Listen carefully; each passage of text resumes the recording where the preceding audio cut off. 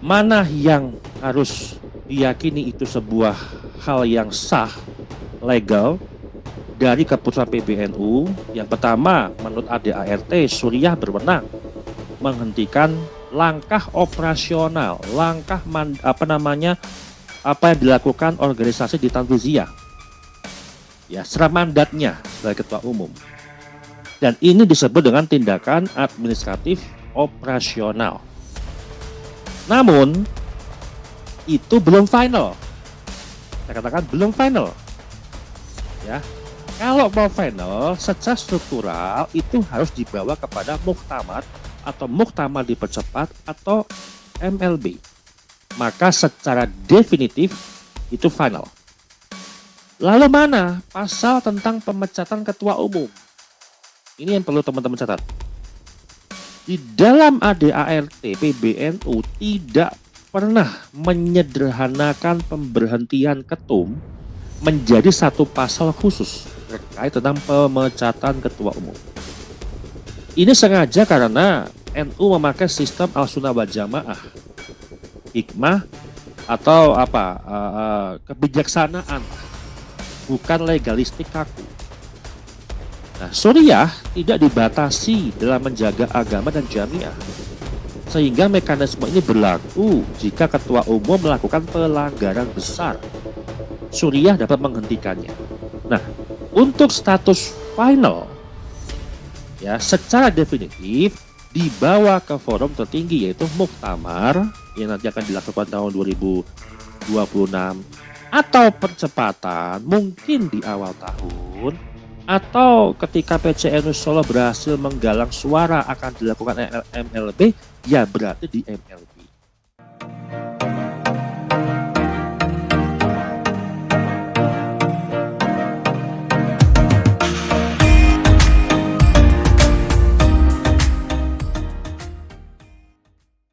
Sahabat Charlie dimanapun berada, warga NU dimanapun berada, di desa, di pesantren, di kota, di ranting, di musola, kalian pasti juga bingung. Mana yang harus dipercaya terkait keputusan PBNU? Satu surat bilang Gus Yahya sudah berhenti, ditandatangani Rois Am, dan 2 hari kemudian muncul surat lain, rolling jabatan, yang ditandatangani oleh Gus Yahya gitu ya. Nah, terus NU ini pakai aturan yang mana? Yang berhenti siapa? Yang berwenang siapa, dan yang jalan siapa. Nah, hari ini akan saya coba memberikan suatu analisa terkait dokumen-dokumen berdasarkan Qonun Asasi, kemudian Qonun Suriah, kemudian ADART, dari tahun ke tahun, apakah itu memuat sesuatu hal yang Suriah lakukan, yang berwenang untuk menghentikan ataupun memutus ataupun memberhentikan ketua umum. Dan ini supaya sederhana bahasanya, kita akan kupas pelan-pelan supaya warga NU itu mengerti mana keputusan yang benar, mana yang cacat prosedur, dan apa akibatnya kalau dibiarkan. Yang pertama, kita tahu sisi dulu apa artinya surat Suriah yang dikeluarkan oleh Rois Am yang menyatakan bahwasanya Gus Yahya tidak resmi lagi menjabat sebagai ketua umum, yaitu surat tanggal 26 November. Nah, dari file data tersebut, dari surat tersebut, kita temukan 3 poin besar. Rois Am menyatakan Gus Yahya resmi tidak lagi menjabat sebagai ketua umum. Dan ini yang kita harus catat, ini bukan opini. Ini kalimat eksplisit yang tertulis dalam dokumen resmi Suriah.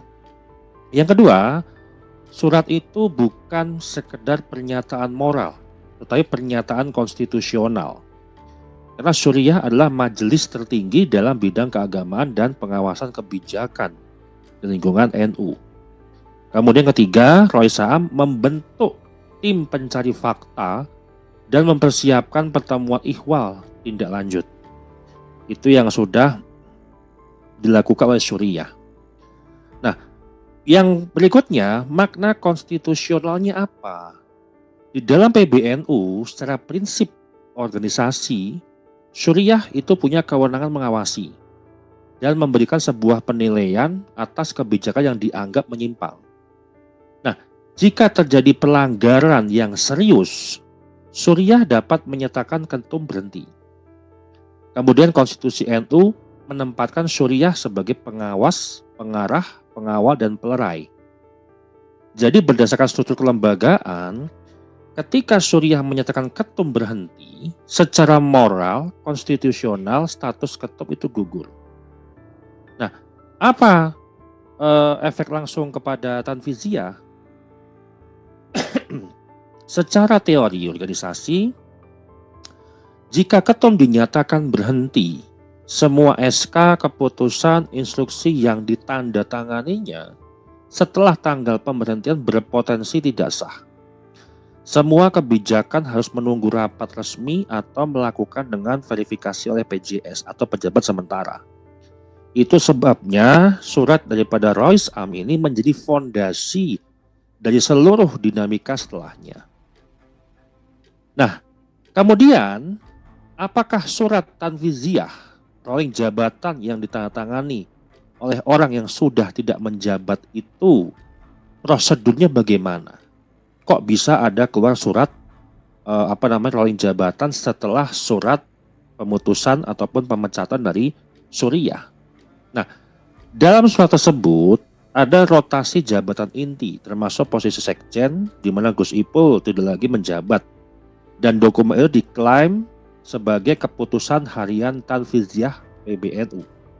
Yang mengesahkan keputusan adalah ketum Gus Yahya, gitu ya. Nah, masalah fundamental di sini yang teman-teman bingung, surat Tanfizyah keluar 2 hari setelah surat Suriah menyatakan ketum berhenti. Nah, ini menciptakan sebuah kontradiksi logis. Jika ketum sudah berhenti tanggal 26 November, bagaimana mungkin beliau masih menandatangani keputusan struktural pada tanggal 28 November. Secara tata kelola organisasi, ketika terjadi sebuah sengketa kepengurusan, semua keputusan jumhur yang ditandatangani pihak bersengketa otomatis cacat prosedural sampai ada klarifikasi resmi.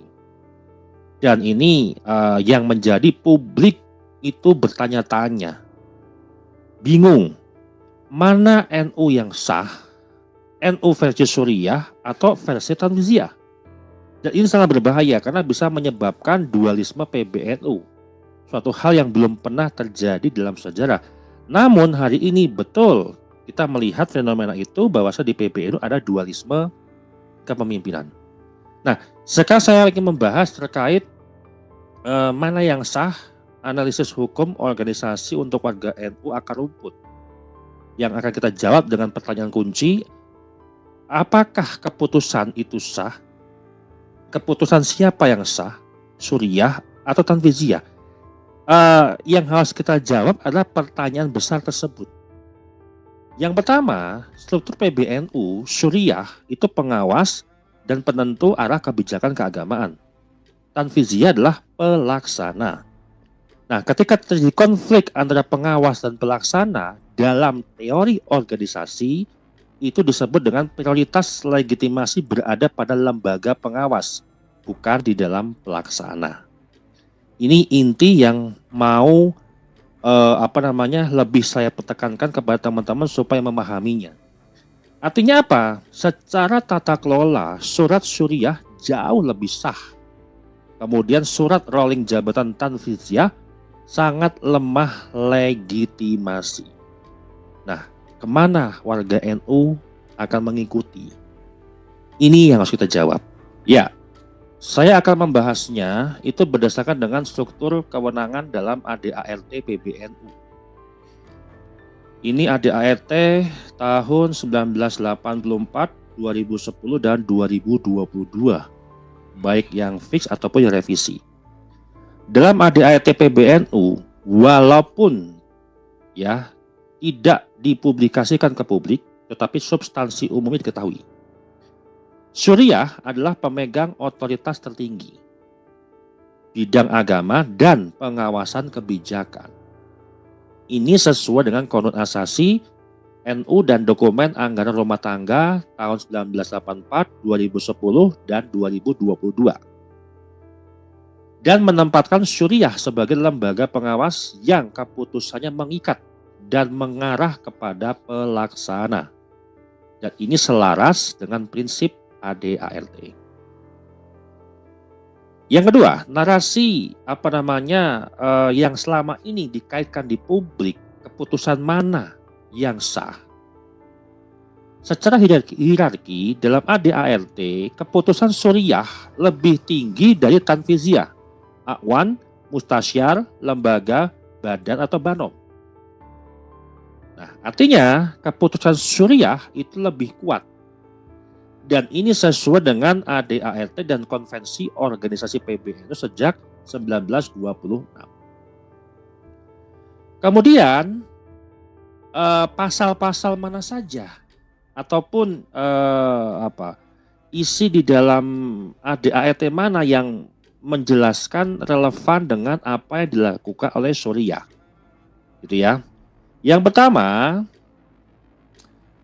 secara ADART ya, PBNU ini Syuriah bisa memberhentikan secara sah ketua umum tanfiziyah, gitu ya.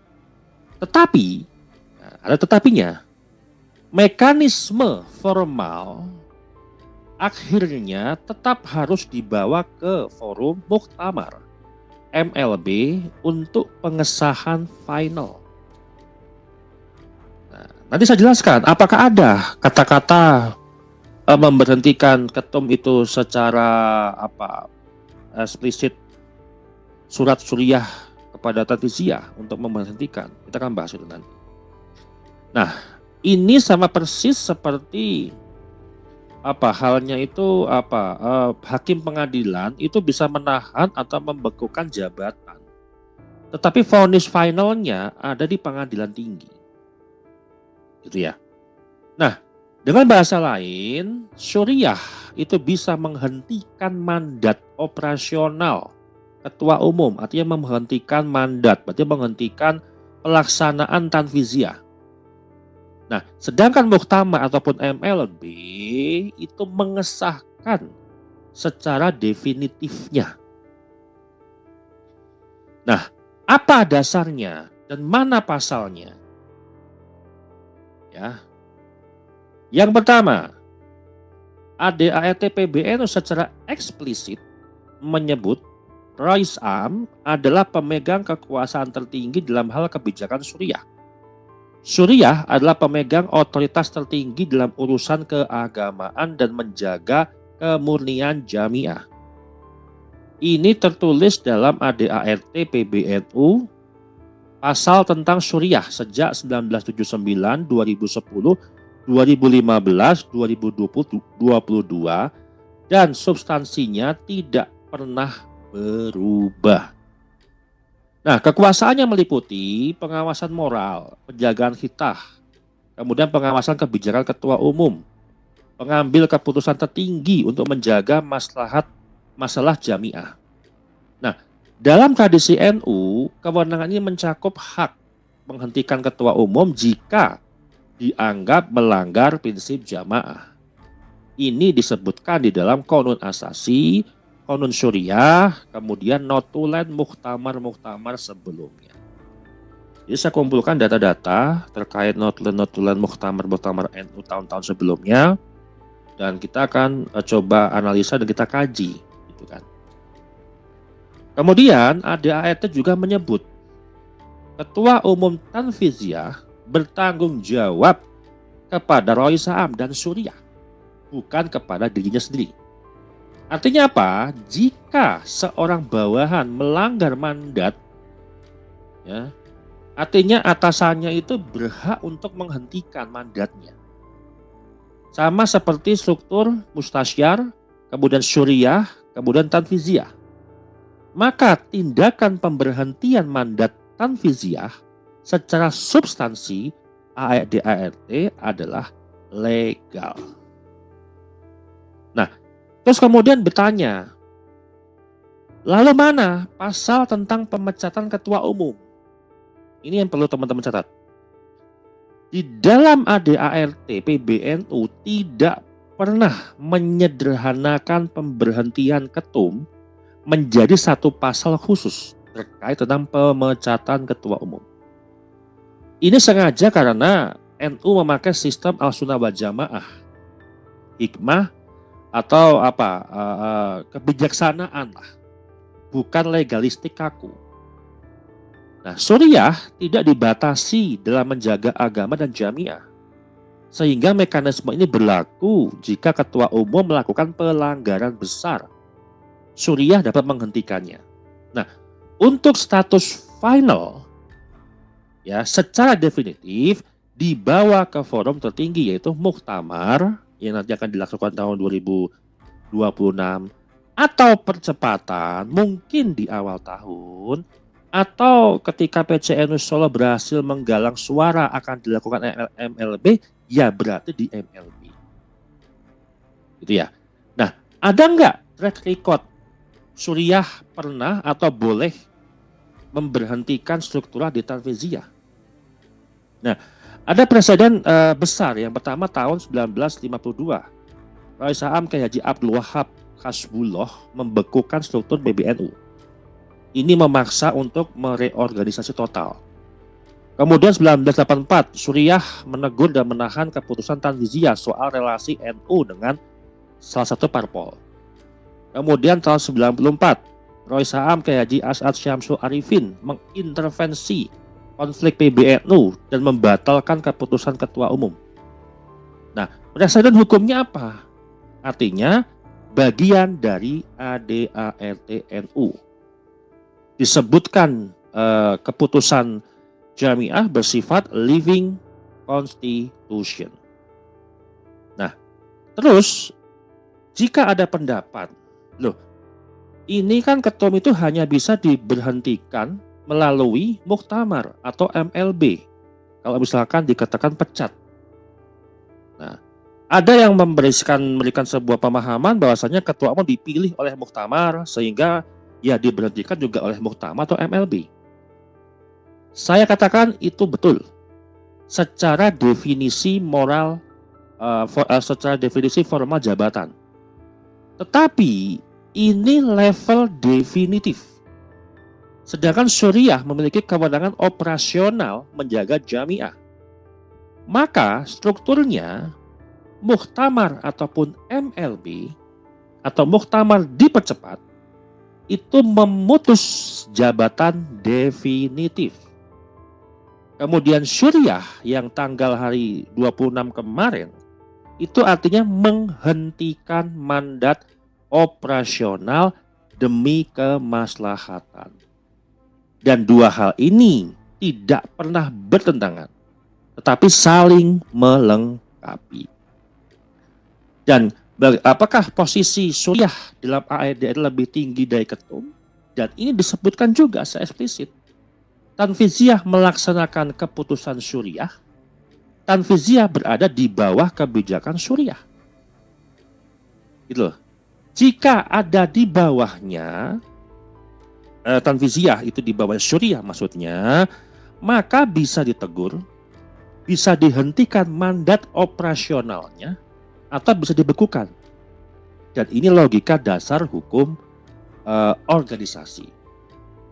Mana yang harus diyakini itu sebuah hal yang sah, legal, dari keputusan PBNU? Yang pertama, menurut ADART, Suriah berwenang menghentikan langkah operasional, langkah apa yang dilakukan organisasi di Tanfiziyah.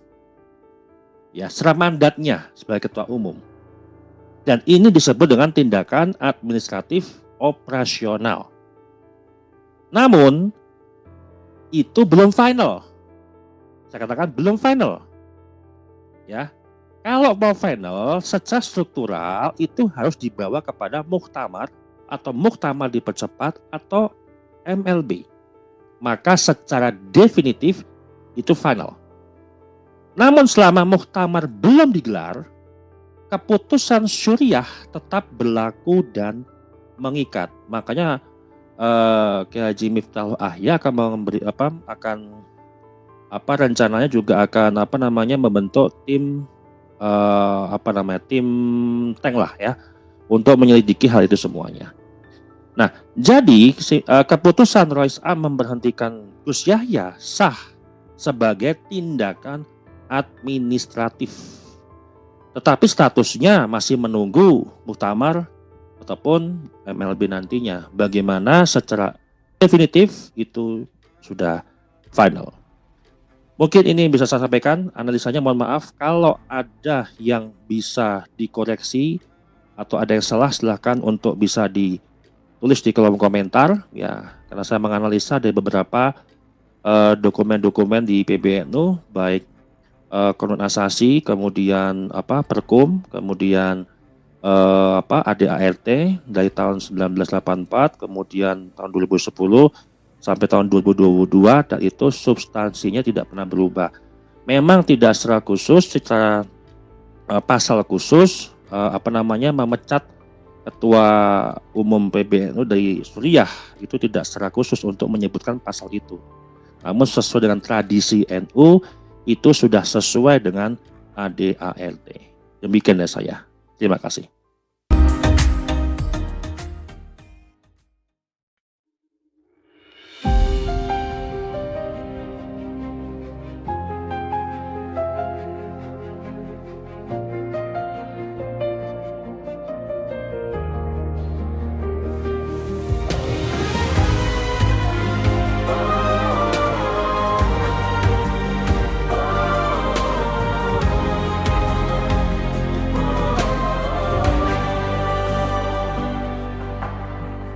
Jalan panjang umat mencari terang, kadang sejarah gelap, kadang penuh bayang.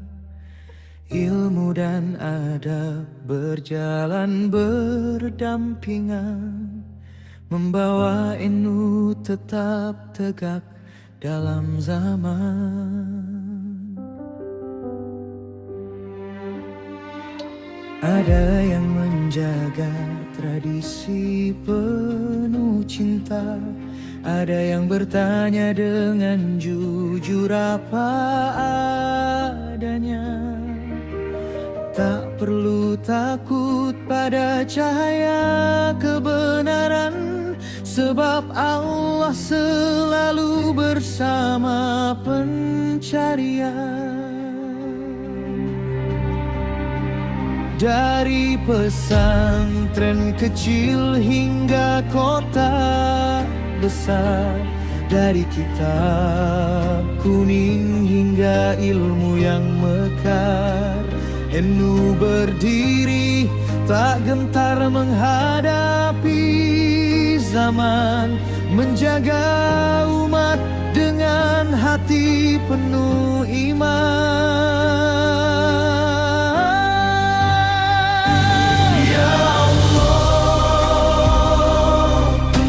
Kami menuju pembaruan, beri kami hati yang jujur dan penuh keteguhan. Satukan kami di bawah cahayamu yang suci, agar NU melangkah pasti membawa damai negeri.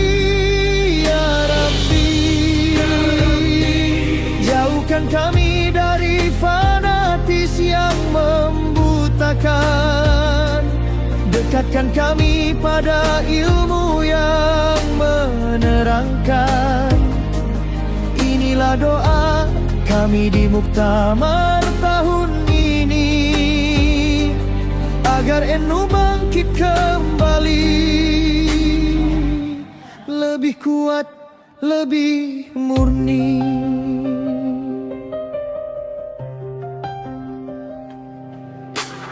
Tanah yang sama, jalan yang kita tempuh, ragam pemikiran tak harus jadi musuh. Ada yang tajam dengan logika membangun, ada yang lembut dengan hati yang menyatukan. Bukan saatnya bertahan pada pola lama, bukan saatnya takut mengubah yang perlu diubah, bukan saatnya mengulang sejarah kelam. Kini saatnya NU maju lebih terang dengan ilmu, adab, dan keberanian. Perbedaan bukan alasan untuk berpisah, justru menjadi alasan untuk bermusyawarah. Kita melangkah bersama menjaga umat, agar NU tetap membawa rahmat. Ya Allah, restui pemimpin yang Engkau pilihkan, yang membawa nur-Mu dalam setiap keputusan, yang mengajak maju tanpa meninggalkan akar, yang mempersatukan bukan memecah belah. Ya Rabbi,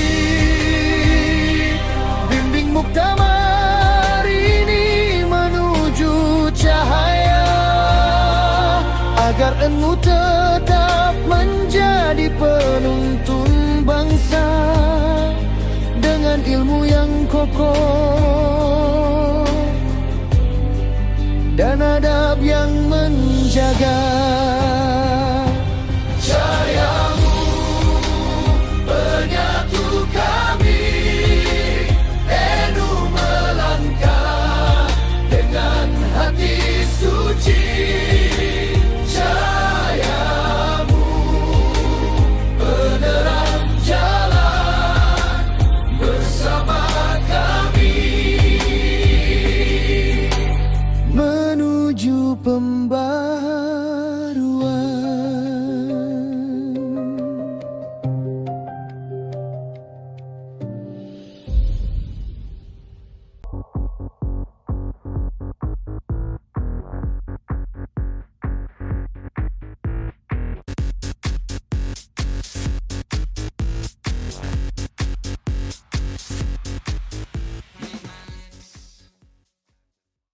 Jadi kesimpulan yang ingin saya sampaikan di sini,